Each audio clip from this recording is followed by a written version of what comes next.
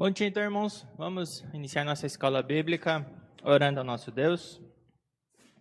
Senhor Deus amado, te louvamos, Senhor, por mais esse dia. Senhor, te agradecemos porque nossa vida está em tuas mãos e porque tu és misericordioso, Senhor, porque a salvação pertence a ti, Senhor. Tu nos elegeu, tu nos escolheu antes da fundação do mundo, Senhor, para louvor do teu nome, Senhor, para a glória do teu nome, Senhor. Por isso te agradecemos, Senhor, e rendemos graças a ti e pedimos agora que nos ilumine com o teu Santo Espírito para que possamos conhecer a tua palavra, conhecer mais de ti, Senhor, e viver de modo que te agrade agora, Senhor, como teus filhos. E te oramos isso em nome de Jesus Cristo. Amém. Muito bem, então a gente está estudando o que mesmo? Joel, o que a gente viu domingo passado? A gente viu o capítulo 2, não é? Do 1 ao 17, que começa falando o que mesmo?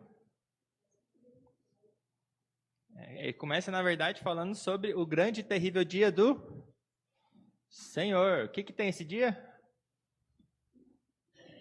Terror, né? Por toda parte. É possível escapar? Então, de maneira geral, a ira de Deus está sobre a raça humana, certo? Porque a raça humana é o quê? Pecadores. Há um justo? Um sequer? Não. Todos se fizeram o quê? Inúteis. Se desviaram, certo? Então, a ira de Deus está sobre todos, se revela sobre todos. E é possível escapar desta ira? É possível, com o exército do nosso Deus vindo contra nós, é possível fugir? Não importa a distância. É possível lutar contra? São invencíveis. E, acima de tudo, Deus está na frente desse exército. É impossível não escapar da ira de Deus. Porém, ainda assim, o próprio Deus, que está irado, o que ele faz? Convoca, clama as pessoas para se arrependerem. Ele provê o meio de salvação, o próprio Deus. Então vocês leram aquele sermão que eu falei? Pecadores na mão de um Deus irado? É assim mesmo, né? Pecadores na mão de um irado? É isso, né? John Edwards. Então, é um sermão muito bom, que mostra, acima de tudo, que a única razão que nós ainda não fomos destruídos é porque Deus está suspendendo, ainda sendo longânimo para conosco. Certo? Então a gente viu que Deus é misericordioso, a gente começou a ver essa misericórdia de Deus, como ele fala que nós podemos clamar, se arrepender e receber misericórdia dele. Essa é a promessa que nós recebemos dele. A gente viu até o 17, então agora a gente vai ler do 18 até o final do capítulo 2, na verdade. Se Deus quiser, a gente termina esse capítulo hoje. Então Joel 2, 18 para frente está escrito assim: Então o Senhor se mostrou zeloso da sua terra, compadeceu-se do seu povo, e respondendo lhe disse: Eis que vos envio o cereal, e o vinho, e o óleo, e deles sereis fartos, e vos não entregarei mais ao opróbrio entre as nações. Mas o exército que vem do norte eu removerei para longe de vós, lançá-lo-ei em uma terra seca e deserta. Lançarei a sua vanguarda para o mar oriental, e a sua retaguarda para o mar ocidental. Subirá o seu mau cheiro, e subirá a sua podridão, porque agiu poderosamente. Não temas, ó terra, regozija-te e alegra-te, porque o Senhor faz grandes coisas. Não temais, animais do campo, porque os pastos do deserto reverdecerão, porque o arvoredo dará o seu fruto, a figueira e a vide produzirão com vigor. Alegrai-vos, pois, filhos de Sião, regozijai-vos no Senhor vosso Deus, porque ele vos dará em justa medida a chuva, para descer como outrora a chuva temporânea e a serôdia. As eiras se encherão de trigo e os lagares transbordarão de vinho e de óleo. Restituir-vos-ei os anos que foram consumidos pelo gafanhoto migrador, pelo destruidor e pelo cortador, o meu grande exército que enviei contra vós outros. Comereis abundantemente e vos fartareis, e louvareis o nome do Senhor, vosso Deus, que se ouve maravilhosamente convosco, e o meu povo jamais será envergonhado. Sabereis que estou no meio de Israel, e que eu sou o Senhor, vosso Deus, e não há outro, e o meu povo jamais será envergonhado. E acontecerá depois que derramarei o meu espírito sobre toda a carne. Vossos filhos e vossas filhas profetizarão, vossos velhos sonharão, vossos jovens terão visões, até sobre os servos e sobre as servas. Derramarei o meu espírito naqueles dias. Mostrarei prodígios no céu, na terra, sangue, fogo e coluna de fumaça. O sol se converterá em trevas e a lua em sangue, antes que venha o grande e terrível dia do Senhor. E acontecerá que todo aquele que invocar o nome do Senhor será salvo, porque no Monte Sião, em Jerusalém, estarão os que forem salvos, como o Senhor prometeu, e entre os sobreviventes, aquele que o Senhor chamar.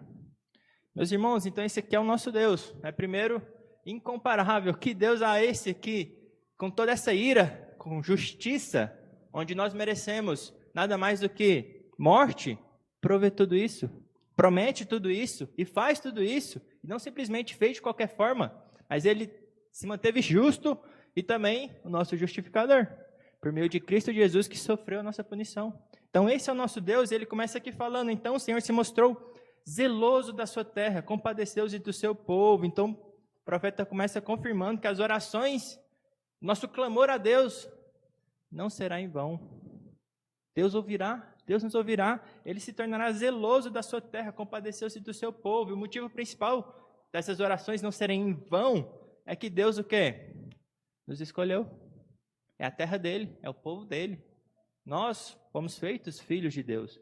Por isso ele nos ouvirá, por isso ele se compadecerá de nós, porque ele, primeiramente, nos escolheu, ele nos tornou seu povo. Nós somos dele, herança dele. Por isso ele será bondoso para conosco, misericordioso, porque ele já foi desde o princípio, antes da fundação do mundo, ele já se mostrou essa misericórdia, certo? Que é baseada na escolha dele, na vontade dele. Então, os judeus, ou nós, hoje em dia, nós não somos melhores que os demais povos, certo? A bondade de Deus se baseia simplesmente na sua vontade, na sua eleição, na sua escolha, não em quem nós somos, certo? Não no que nós fizemos, não no amor que nós demonstramos para com Deus. Porque que amor nós podemos demonstrar com Deus no nosso estado natural? Qual que é a nossa relação com Deus no nosso estado natural? Inimizade, guerra, não é? Nós somos naturalmente inimigos de Deus. Nós odiamos, preferimos o quê? As trevas do que a luz. Então a razão dele ser bondoso para conosco não se baseia em nós, não é nosso mérito, é graça, certo? Graça não baseia em mérito nenhum, mas na bondade daquele que concedeu essa graça. Então a única fonte de misericórdia é Deus, que não se baseia em nós, mas nele mesmo, no seu chamado, que a gente vai ver no final ali, o último versículo. Vamos ver se a gente consegue chegar lá com um tempo bom. Então, verso 19 fala, respondendo, lhe disse, eis que vos envio o cereal e o vinho, o óleo, e deles sereis fartos, e vos não entregarei mais ao opróbrio entre as nações. Então, João coloca aqui como se Deus já tivesse respondido, né? E coloca nas vozes do próprio Deus, né? Eis que vos envio, né? Eu já respondi, vocês clamaram, eu já enviei para vocês o cereal, o vinho, todas as coisas já estão agora postas para vocês, contanto que o arrependimento tenha sido de fato sincero. Certo? Então Deus responde às nossas orações e já se torna misericordioso. E já responde às nossas orações com graça. Imediatamente. Nós nos arrependemos e imediatamente Deus já provê a sua graça, a sua misericórdia para a nossa vida. De forma que nós não precisamos de nada além do que a graça do nosso Deus. Então a resposta de Deus é imediata. E ele já envia, já suspende, né, a punição dele pelos nossos pecados e já envia a sua graça imediatamente para nós, porque ele é bondoso, também suspende a punição futura, certo? Ele não vai mais nos ter como opróbrio entre as nações, não seremos mais envergonhados, como fala mais para frente. Ele já suspende essa punição e nos provê a graça, porque essa punição foi paga na pessoa do nosso Senhor Jesus Cristo, né? Então, assim que nós arrependemos, sinceramente, na verdade, Cristo já levou sobre si os nossos pecados, né? Então, arrependimento já suspende essa punição, né? No verso 20, então, fala, mas o exército que vem do norte... Alguma questão? Tudo bem até aí? Mas o exército que vem do norte eu removerei para longe de vós, lançá-lo-ei em uma terra seca e deserta, lançarei a sua vanguarda para o mar oriental e a sua retaguarda para o ocidental, subirá o seu mau cheiro, subirá a sua podridão, porque agiu poderosamente, né? Então esse verso pode falar tanto dos gafanhotos, que não voam de qualquer forma, mas vão com o vento, certo? Deus mandou um vento e lançou eles para um lugar longe de Israel, morreram lá, aborreceram, como também pode ser colocado para qualquer inimigo que tenha se levantado contra o povo, onde Deus removeu eles e acabou com esse exército que estava contra nós. Ou seja, a paz foi restaurada. Nós teremos agora paz Paz porque Deus remove de nós, luta ao nosso favor agora, contra os nossos inimigos e nos dá paz. Então a confiança, essa tranquilidade, essa paz é restaurada, porque Deus é a favor de nós, não está mais contra nós. Nós temos agora paz com Deus. Não somos mais inimigos de Deus, mas temos paz com Deus e agora Ele é o nosso escudo, Ele é a nossa fortaleza, Ele de fato nos protege de todo mal. Então essa confiança foi restaurada. O verso 21 fala, não temas. Talvez um dos mandamentos que fala, que Jesus mais falou é, não temas. Não temas, não temas, não temas. Certo? Então ele fala, não temas a terra, regozije-te e alegre-te, porque o Senhor faz grandes coisas. Então depois deixar claro que o terror todo foi suspendido, foi removido, não mais nos alcançará. Por quê? Quem removeu? Deus. Qual é o motivo? Quem deve ser exaltado por isso? Quem deve ser glorificado por isso? Nós, porque nós escolhemos a Deus, porque nós amamos a Deus, porque nós somos boas pessoas? Não, Deus fala aqui, porque o Senhor faz grandes coisas, certo? Não somos nós que fazemos grandes coisas, mas Deus é que deve ser exaltado, porque tudo que nós fazemos é por causa de Deus, é porque Ele nos deu um novo coração, é porque Ele nos dá força, é porque Ele manda a chuva, é porque Ele faz todas as coisas. Já falamos que não existe o acaso, existe somente a providência de Deus. Ele que está soberanamente governando todas as coisas para a glória dEle. Por isso que Ele já deixa aqui claro que é para exaltar Ele, a Deus, não as pessoas, não o povo, não a terra, mas a Ele, que é o Criador de todas as coisas, que governa soberanamente todas as coisas. Então Deus deve ser exaltado acima de todas as coisas e não as pessoas. Verso 22, então, não tem mais animais do campo, porque os pastos do deserto reverdecerão, o arvoreto dará o seu fruto, a figueira e a vide produzirão com vigor. Então já fala novamente dos animais. Lembra que até os animais estavam reconhecendo a punição divina e clamando a Deus?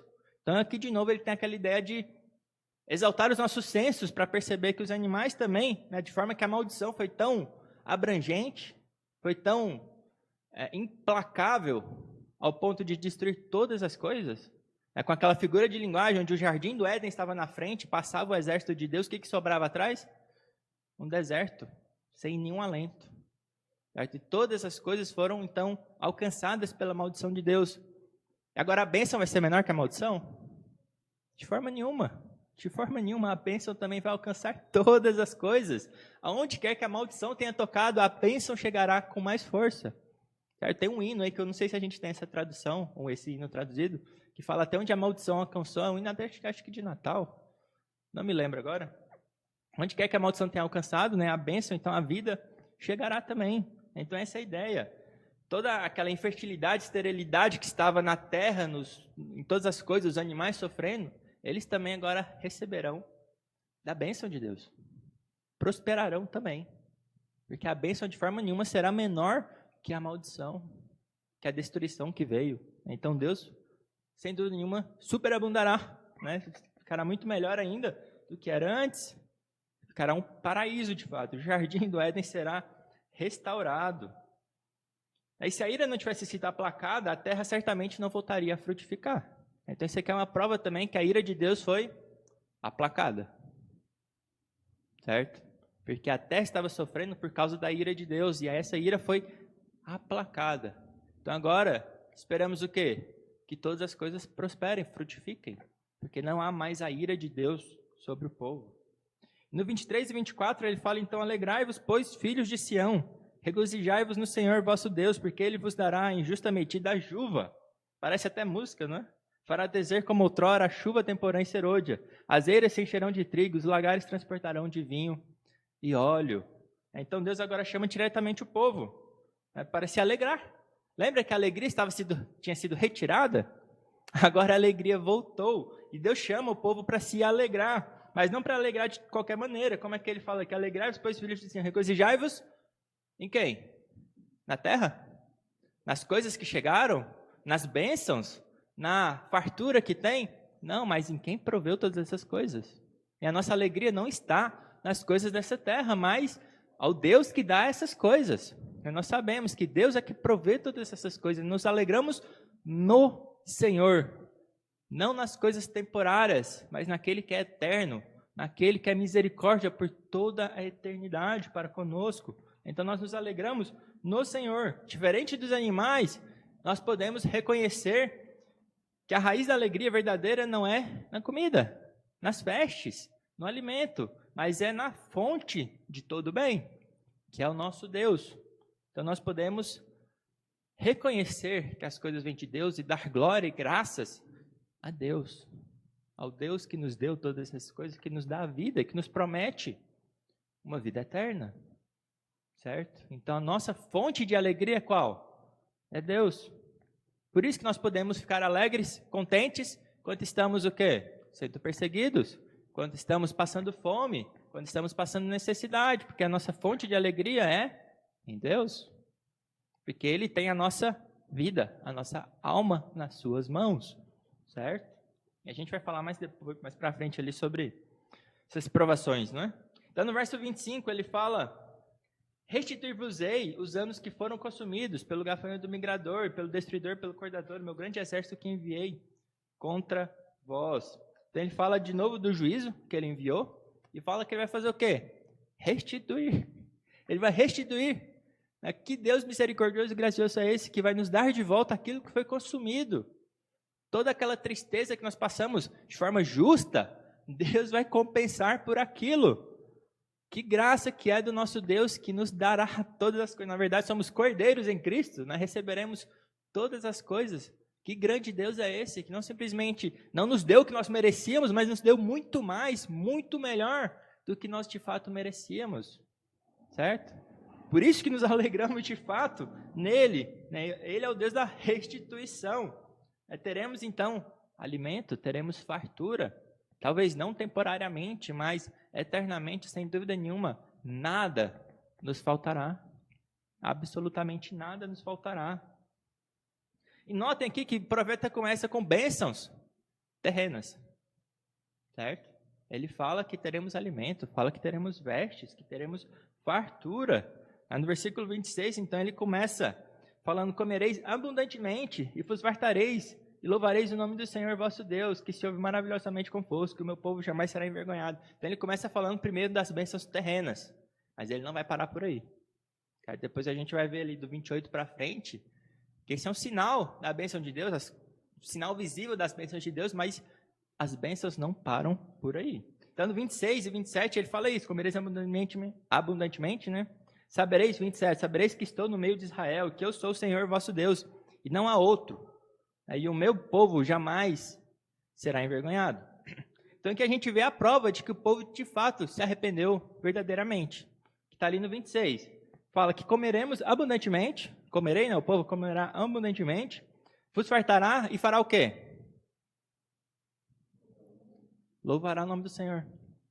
É muito fácil clamar e pedir a ajuda de Deus quando a gente está em dificuldades, não é? Aquela máxima que todo mundo já ouviu. Agora, quem lembra de Deus na fartura? Quem reconhece na fartura, quando a sua barriga de fato está cheia, não há mais nenhuma necessidade, nenhum perigo, quem é que agradece a Deus? Quem reconhece e dá glória ao nome de Deus por todas as coisas boas que recebemos, quando não há nenhum perigo, nenhum problema? Aquele que é crente. Aquele que conhece verdadeiramente que tudo aquilo lá provém de Deus.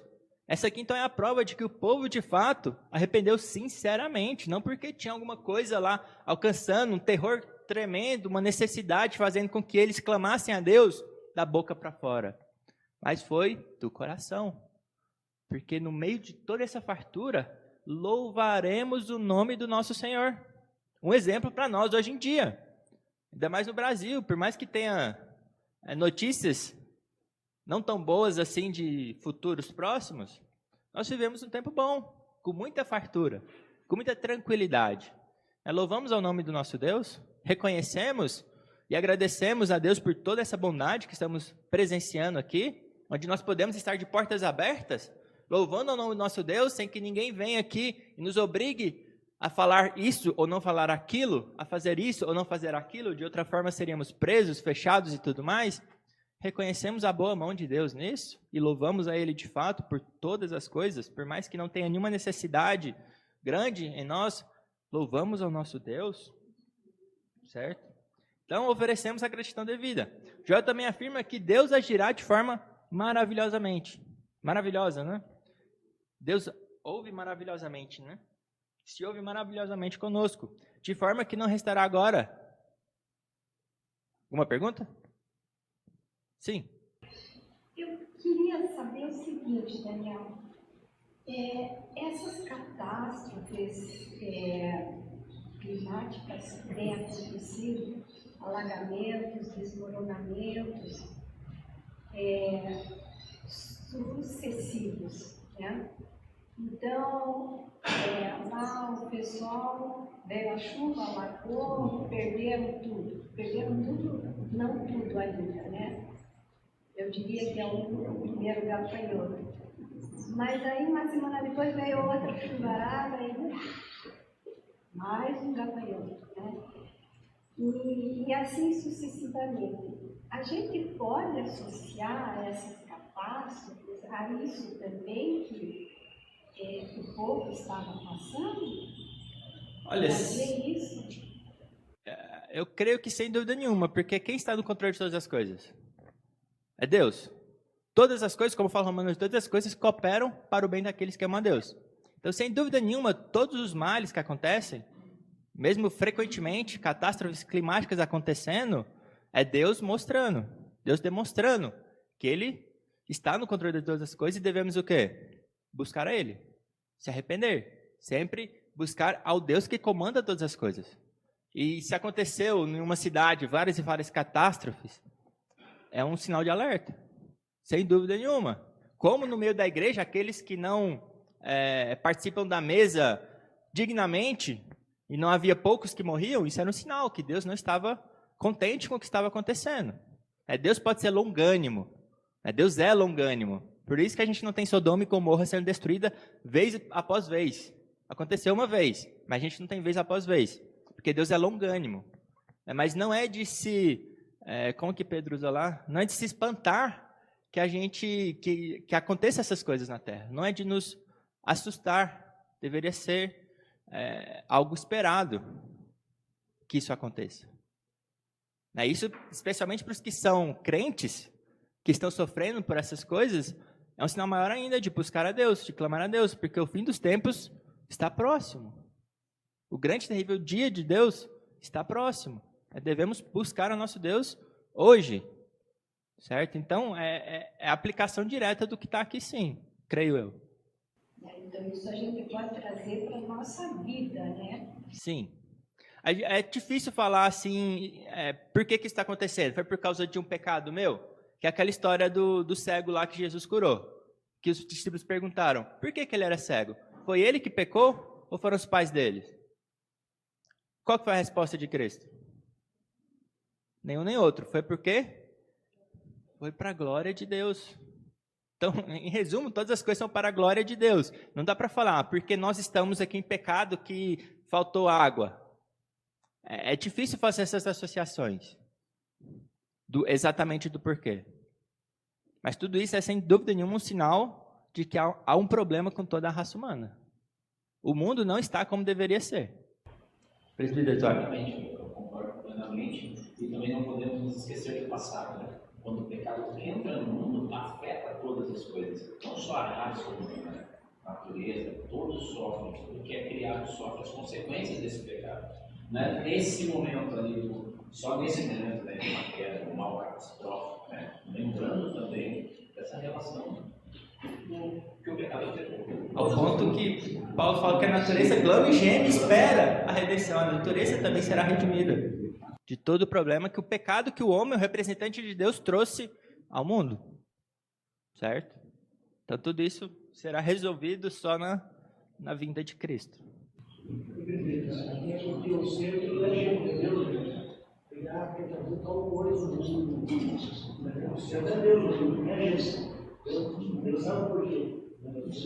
Sim, não é para nossa glória, é para a glória de Deus, porque Deus é que é o Criador e o digno.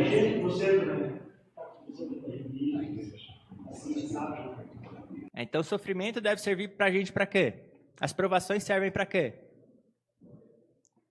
Para que nós perseveremos. é bom para nós. Acho que eu coloquei isso aqui, a gente vai chegar lá. Então a gente vai falar um pouquinho sobre sofrimento agorinha. Mas, então, a gente estava falando, tudo bem até aí? Mais alguma questão? A gente estava falando que não vai restar mais ignorância no povo. De forma que no 27 ele fala, sabereis. Não é achareis, não é suporá, qualquer coisa assim, mas nós saberemos. Saberemos que Deus está no nosso meio, no meio de Israel. Não vai mais ter ignorância, como havia antes, onde as pessoas eram completamente ignorantes, como bêbados, que não abriam os olhos para entender o que estava acontecendo. Agora não restará mais ignorância, todo mundo saberá, reconhecerá a mão de Deus em todas as coisas, que Deus é o Criador de todas as coisas. Nós saberemos que Deus está no nosso meio, ficará claro, que a salvação de todo mal é unicamente pela misericórdia divina, e não restará mais ignorância nenhuma. Nós reconheceremos a Deus, porque Ele se ouve maravilhosamente no nosso meio, e saberemos que Ele estará no meio de Israel. Certo? Ele termina falando que não há outro. O meu povo jamais será envergonhado. Eu sou o Senhor vosso Deus e não há outro. Nós reconheceremos finalmente que Deus deve ser exaltado acima de todas as coisas, que Ele é exclusivo. Certo? Algo que impacta bastante a nossa geração agora é o quê? A exclusividade. Deus fala que não há outro. Também fala que não há outro caminho. A nossa religião, que é a verdadeira religião, é exclusiva. Não é inclusiva, não é diversificada. Ela é exclusiva. É somente para aqueles que foram chamados pelo nosso Deus. Não há outro Deus. Não há outro caminho além de Cristo. Não há outro. É somente um. Por mais que nós possamos espernear contra isso, acharmos que é injusto, sem dúvida nenhuma é justo, porque Deus fez assim. Apenas um caminho. Isso mostra a graça dele, porque em meio de tudo isso que nós merecemos, Deus ainda proveu um caminho de salvação, que não era necessário, onde ele não devia isso para ninguém. Deus ainda proveu isso. E ele é o único Senhor. Não há outro Deus. Certo? Não há outra divindade, não há nada que se assemelhe ao nosso Deus. Não há nada, não há ninguém que faça o que ele fez aqui. Certo? Não há ninguém tão bondoso e misericordioso como o nosso Deus, tão poderoso como o nosso Deus. É tudo exclusivo. Certo? Ele é o soberano sobre tudo e sobre todos. Certo? Então há apenas dois lados. Aqueles que estão a favor de Deus, chamados pelo beneplácito da sua vontade, e o outro lado, que são aqueles que estão debaixo do quê? Da ira de Deus. Certo? Que receberão todas as maldições desse livro, que receberão toda a ira do nosso Deus. O inferno não é algo onde há ausência de Deus, mas onde a ira de Deus está sendo derramada. Certo? Só há esses dois lados. Então, as bênçãos terrenas terminam por aqui e o profeta começa a atingir bênçãos que vão além dessas temporárias. Que é o 28 e 29 aqui ele fala: e acontecerá depois que derramarei o meu espírito sobre toda a carne. Vossos filhos e vossas filhas profetizarão, vossos velhos sonharão e vossos jovens terão visões. Até sobre os servos e sobre as servas derramarei o meu espírito naqueles dias. Que dia foi esse? O dia de Pentecostes, lá de Atos 2, não é? Atos 2 mesmo, não é? Onde Deus derramou o seu espírito. Então agora as bênçãos deixam um lado terreno temporário e vai para esse grau maior. Então a gente tem as evidências, que foi na terra, em todas as bênçãos temporárias, que são sinais visíveis, importantes para nós. Por que nós batizamos e colocamos água aqui nas crianças, nos adultos que são batizados? É um sinal visível. Nós precisamos desse sinal visível. Mas eles apontam para quê? Para uma realidade espiritual. Certo? Eles apontam para o lavar regenerador de quem? Do Espírito Santo.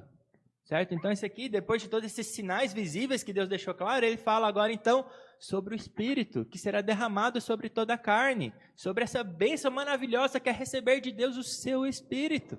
O Espírito Santo que nos santifica, que nos renova para podermos agora louvar a Ele de fato. Sem o Espírito de Deus, não adoraríamos a Deus de fato. Não reconheceríamos que Ele é a fonte de todas as bênçãos. Certo? Então, por mais que as bênçãos terrenas fossem necessárias, nós precisamos também de algo a mais. Certo? Então isso deixa claro que é bom que tenhamos fartura aqui. De forma nenhuma a gente vai negar isso.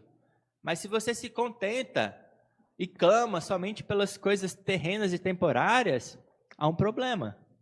Porque esse não deve ser o nosso propósito principal, o nosso objetivo principal, fartar o nosso ventre. Mas é o quê? Sempre que clamamos a Deus, não clamamos meramente pelas necessidades temporárias. Clamamos sim por elas, é claro. Mas precisamos ir além, certo? Pensar não somente no agora, mas na eternidade. Que é impossível alcançar a eternidade sem o nosso Deus. Então, o sustento físico é bom, mas o relacionamento com Deus é o principal. É o objetivo principal nosso. É nos relacionarmos com Deus através do seu Espírito, por meio de Cristo Jesus, que nos dá acesso ao Pai. É o relacionamento com Ele que é o mais importante da nossa vida. É o mais importante, de forma que sem isso não poderíamos ter alegria nenhuma. E com isso, não importa o que aconteça, teremos alegria, porque nós temos um relacionamento com Deus. E fala então que vossos filhos, vossos jovens, vossas filhas, vossos filhos e vossas filhas profetizarão. E olha que maravilha, que alegria, até os nossos filhos estarão proclamando o Evangelho de Deus, falando, deixando claro as revelações do nosso Deus para todo o povo. Que alegria é ver nossos filhos, até pequenos, proclamando o Evangelho do nosso Deus. Não terá somente os profetas ou sacerdotes levitas profetizando, mas nossos filhos e nossas filhas também profetizarão. Fala que os vossos velhos sonharão. Não tem mais aquela ideia de aposentadoria, acabou, não tem mais nada para fazer. Não, nossos velhos terão sonhos, terão objetivos, terão coisas a almejar, a fazer ainda nessa terra para glorificar o nome do nosso Deus. Não há aposentadoria, como falo, não lembro quem falou isso, não há aposentadoria no reino de Deus. Os velhos também precisam agir e proclamar e trabalhar para o nosso Deus. Não tem quem há trabalho certo para ti, ó cristão, né? Como que é o hino lá? Esqueci, né? E vossos jovens terão visões. Vossos jovens também terão visões, não serão mais, como que fala, atrevidos e ousados sem cabeça nenhuma, mas também terão visões, terão o Espírito de Deus, terão sabedoria, terão toda a sua força, e a sabedoria serão mais sábios que muitos velhos por aí, que não têm o Espírito do nosso Deus. Farão maravilhas aqui em nome do nosso Deus. Então esse é o poder do Espírito Santo agindo na vida do seu povo. Que bênção é essa que extrapolou todas as medidas dessas bênçãos terrenas?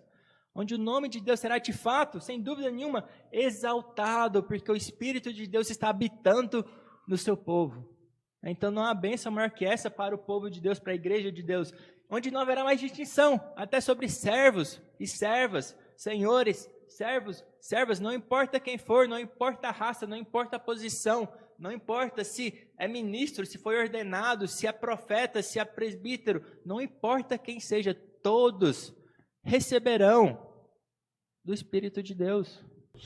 Isso é o sacerdócio universal dos crentes. O sacerdócio universal de todos os crentes, que nós recebemos do Espírito de Deus, todos nós. Porque antes era algo exclusivo, como você acabou de citar, ao sacerdote. Era só ele que proclamava a palavra, só o profeta que, Não, o povo, o jovem, criança, ninguém fazia. Era só. Agora não, a partir daí recebemos essa graça. Podemos também compartilhar. Compartilhar e clamar diretamente ao nosso Deus e todos os benefícios do sacerdócio universal. Certo? Então, essa é uma bênção tremenda que nós recebemos de Deus. Maior do que todas as coisas, o seu Espírito. Certo? Demonstrando, sem dúvida nenhuma, a imensa graça do nosso Deus. Então, ele vai para os versos 30 e 31. Mostrarei prodígios no céu e na terra, sangue, fogo e coluna de fumaça, o sol se converterá em trevas, a lua em sangue, antes que venha o grande e terrível dia do Senhor. Então, não se acostumem, não fiquem mal acostumados. Tem ainda muitas coisas para acontecer nessa terra, muitos problemas que virão, muitas trevas, lua, sangue, até a chegada do dia, o grande e terrível dia do nosso Senhor. Que é uma alegria para nós saber que, muitas vezes, facilmente, a gente cai em uma autoindulgência. A gente se acostuma com essa fartura e acaba esquecendo da eternidade, não é? Então é bom e é avisado já por nosso Senhor Jesus Cristo que nessa terra nós passaremos por quê? Por provações. Mas tendes bom ânimo, por quê? Porque eu venci o mundo. Então as provações são para o nosso bem. E elas virão, elas acontecerão. Então haverá dificuldades nessa vida, apesar de todos os sinais da bênção do nosso Deus, isso aqui sem dúvida nenhuma não remove a realidade do Espírito de Deus em nossas vidas. Muito pelo contrário, nos fortalece a nossa fé. Então aqui é uma advertência que não foquemos nas bênçãos temporárias, do não sofrimento aqui, porque ele virá, ele acontecerá. Então dessa forma, os nossos olhos que facilmente fixam nas coisas aqui da terra, e esquecem das coisas acima do sol, com o sofrimento, com as provações, com os problemas, nós podemos de novo fitar a Deus, certo? Aqui também nesses versos a gente pode pensar que eles são um resumo aqui do início desse capítulo, que fala sobre todas as trevas, sobre os problemas, sobre a ira de Deus que é impossível de escapar. Não importa onde quer que você esteja, haverá trevas, lua e sangue, até vir o grande e terrível dia do Senhor. Apenas trevas restaram aos impenitentes, certo? Aos impenitentes será isso aqui. É isso que vai acontecer. Calvino também fala aqui sobre a vinda de Cristo, né? Cristo veio já em forma humana e foi o quê? Rejeitado. A luz do mundo foi rejeitada pela maioria das pessoas. Preferiram as trevas. E mesmo Cristo tendo vindo, não teve toda aquela maravilhosa bênção sobre tudo e sobre todos, onde todos viram a Cristo, receberam e etc. Então isso aqui fala que depois daqueles dias, o Espírito Santo, sobre a vinda de Cristo, a ascensão dele, a descida do Espírito Santo, derramada sobre todo mundo, então a raça humana, de forma geral, permaneceu debaixo da ira de Deus. Certo? Muitos ainda não foram chamados. Certo? Então tem essa ideia de mesmo após Cristo ter se tornado carne, proclamado o Evangelho, os homens preferiram as trevas. E Deus vai demonstrando a sua ira dia após dia sobre essas pessoas. Sobre essas pessoas. Por isso calamidades não param de acontecer, porque o pecado ainda está pairando sobre a raça humana. Certo? E, voltando à ideia do sofrimento do crente, Tiago 1, 2 e 3 fala: meus irmãos, dente por motivo de toda alegria o passardes por várias provações, sabendo que a provação da vossa fé, uma vez confirmada, produz perseverança. Certo? Então, provações para nós produz perseverança, confirma a nossa fé. 1 Pedro 1, 6 e 7 fala: nisso exultais, falando sobre Cristo, né, a salvação dele e tudo. Embora no presente, por breve tempo, se necessário, sejais contristados por várias provações, para que, uma vez confirmado o valor da vossa fé, muito mais preciosa do que ouro perecível, mesmo apurado por fogo, redunde em louvor e glória e honra na revelação de Jesus Cristo. Certo? Então, provações são para redundar em glória e honra. É mais preciosa, né? Depois que somos contristados, nossa fé é fortalecida, é muito mais precioso do que o ouro perecível. E 1 Pedro, ainda 4, 12 a 14, fala: amados, não estranheis o fogo ardente que surge no meio de vós, destinado a provar-vos, como se alguma coisa extraordinária estivesse acontecendo. Olha só, extraordinário, por que isso está acontecendo? Não estranheis, pelo contrário, alegrai-vos, na medida que sois coparticipantes do sofrimento de Cristo, para que também na revelação da sua glória vos alegreis, exultando. Se pelo nome de Cristo sois injuriados, bem-aventurados. Bem-aventurados sois, porque sobre vós repousa o Espírito da glória de Deus. Certo? A gente já falou bastante sobre sofrimento também nos 10 mandamentos. A gente falou sobre essa ideia do sofrimento, sobre não colocar isso fora de Deus, como se fosse alguma coisa ao lado de Deus, mas Deus no comando de tudo isso.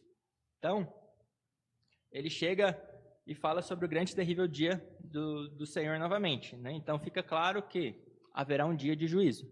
Haverá um dia onde todos os impenitentes serão julgados. E todos os que receberam do Espírito de Deus, ficará claro para o mundo também quem são esses. Nós saberemos finalmente qual que é a igreja. Não será mais invisível aos nossos olhos, será visível. patente lá para todos, né? Nosso tempo está acabando, então vamos pular para o 32 aqui. Que fala, e acontecerá que todo aquele que invocar o nome do Senhor será salvo, porque no Monte Sião em Jerusalém estarão os que forem salvos, como o Senhor prometeu, e entre os sobreviventes aqueles que o Senhor chamar. Então, o 32, se o 30 e 31 era um resumo lá da parte de trevas e terror, o 32 então é o quê? É o resumo da misericórdia do nosso Deus, que fala que para sermos salvos, o que nós fazemos? Invocar o nome de Deus. Quando nós invocamos o nome de Deus, essa é a promessa. Não será em vão. Todos aqueles que invocaram o nome do nosso Senhor, claro que não de maneira geral, da boca para fora, mas sinceramente, serão salvos. É a promessa do nosso Deus, sem dúvida nenhuma. Seremos salvos. A promessa também não é só para os judeus. É para quem? Todo aquele. Não importa. Romanos 10 fala isso, que não é nem para grego, não é só para judeu, mas para todos, não é? Romanos 10. Vamos abrir lá que a gente vai talvez passar um tempinho em Romanos. Tempinho não, porque está acabando, né?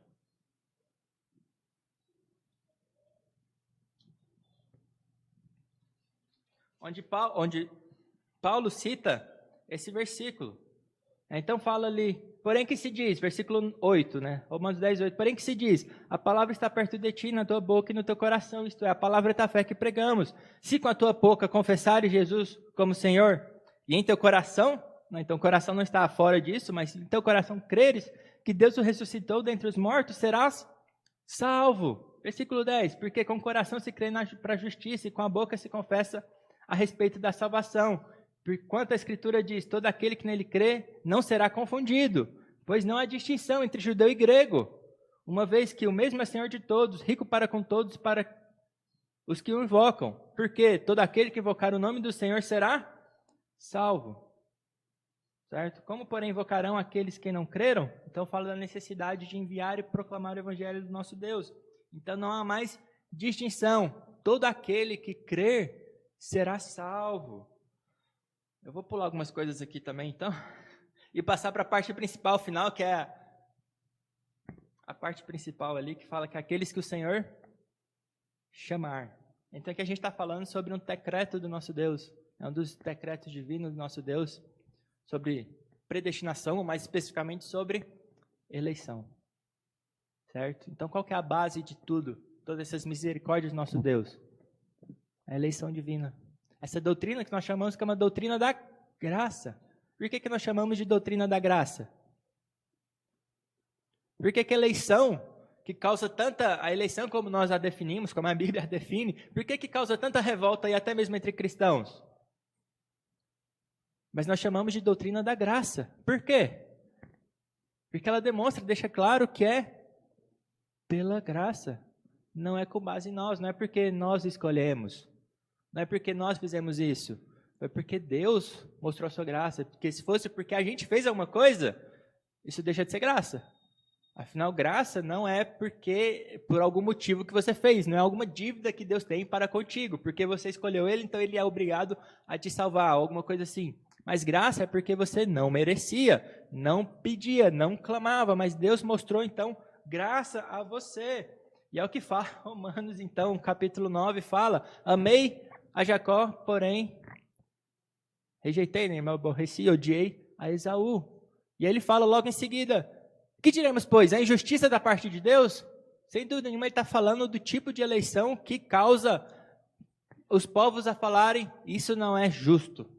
Aí esse tipo de eleição é quando não depende de nós. As outras doutrinas de predestinação que nós temos por aí, não causa esse espanto, não causa esse tipo de rejeição de falar que não é justo. Porque eu escolhi, né? Então não tem essa sombra de injustiça da parte de Deus. Mas a eleição que nós sabemos que a Bíblia fala, depende de quê? Então vamos ler um último versículo aí, mas nosso tempo está corrido ali. Vamos abrir em Efésios. Efésios capítulo 1.